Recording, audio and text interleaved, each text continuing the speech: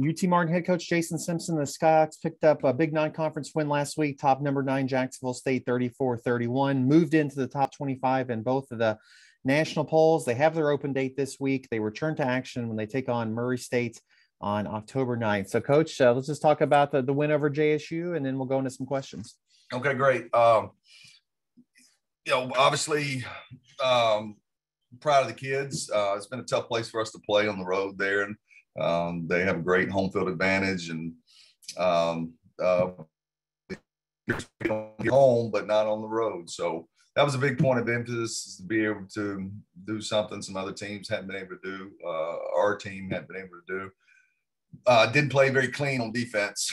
We were fortunate on some things. We've got to play better on defense. They had some missed opportunities. I'm sure they go back and look at the tape. But I would tell you this, our kids kept fighting, made enough plays to win the game.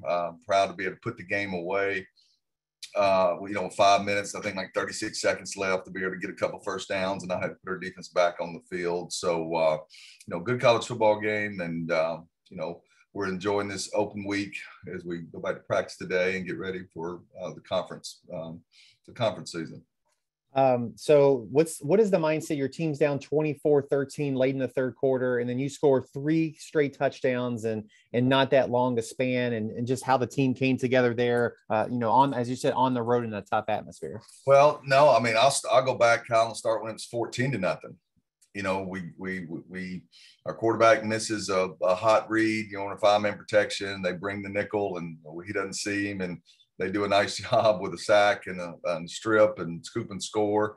And then our defense goes back out. We go 3 and out, and our defense goes out and gives up another touchdown. It's 14-0. And then the 24 or 24-13, whatever it was in the third. So, I thought our offense did a good job from the standpoint, Kyle, of being able to, we didn't have a whole lot of drop back going this game. They do a good job rushing the passer. So we had some play actions, and we tried to protect our quarterback, not give up negative plays. And so the times that we did call some throws, our receivers did a good job. They had some busted coverages, and we threw and catch, pretty well in those. And I'm going to tell you something else that I'm excited about, in that game, Yabi on defense coming off of an ankle injury. So he only played 8 plays in the game. But he was very effective those 8 plays. Sean Schamberger coming back from injury. I think he played 5, 6, 7 plays. Rod Hicks coming off of a suspension at linebacker. He didn't play at all in the game. All right. So those 3 Power 5 kids played a minimal role, and, still able to, get the win. And then on offense, you played without all-conference Donnell Williams for the 3rd week in a row. And Tanksley, our slot, is going to have season-ending shoulder surgery. So new guys stepped up.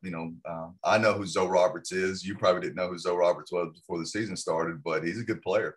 And, he made some plays for us. He gives us some speed and some strength, some sturdiness at that position. So, pleased that there's new guys that the league starting to know about, and that bodes well for not only this season, but the future.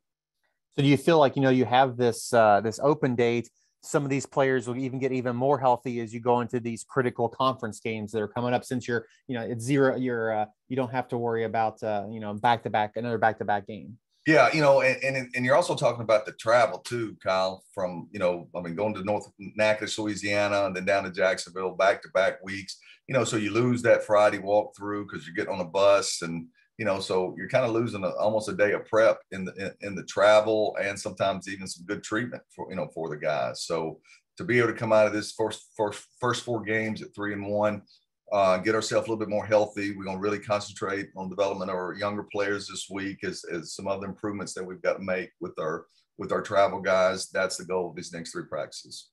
So we're obviously, the entire conference schedule is in front of you, but being 3-1, doing basically everything you should have done. You win the FCS games. You didn't win the FBS game, of course, but you have to be happy where you are 4 games into the season. No, I mean, absolutely. I mean, you and I both know, look at that schedule, you could have been 0-4 and still had a good football team, to be quite honest with you. But then the mindset is difficult to keep. A lot mental fortitude would have to come into play as you get into that conference season, which we've had some teams do that. So, I don't think that we've played our best football yet. There's still a lot of stuff on tape that are correctable things that of our current team, not just in, some years you're looking at tape and you're having to cover things up saying we got to recruit, better at this position or at this position. I think we've got a lot of good pieces in place. But we can continue to play better. I was going to ask you about Tyler Larco too. We've talked about him. He not only did he kick, he was perfect on his kicks, but he averaged 52 yards a punt. He had a long one on a key one. It just seemed that in addition to the things you said about some of the defensive plays, that your special teams helped you out again too.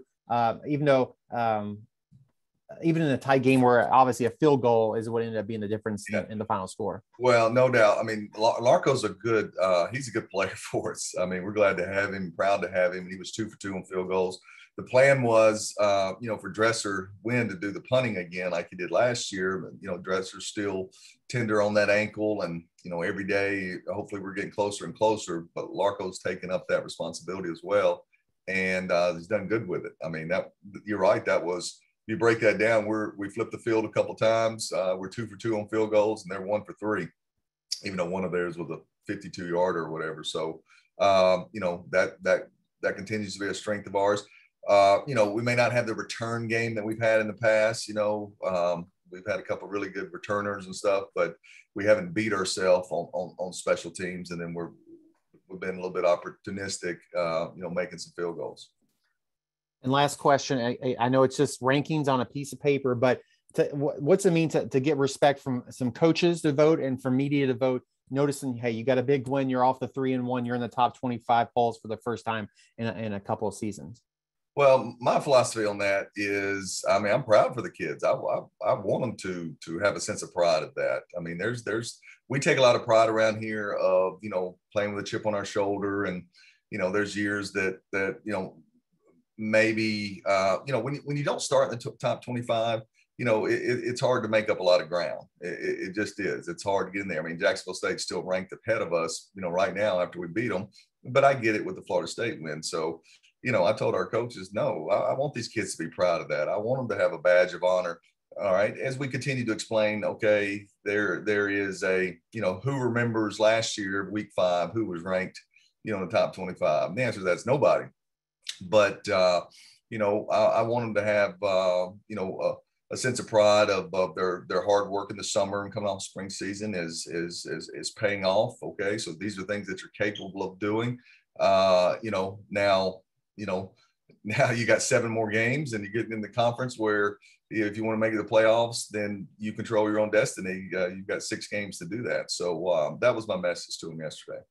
Well, perfect, Coach. Well, again, congratulations on the win and best of your team in this open date. And we'll talk to you again next Tuesday.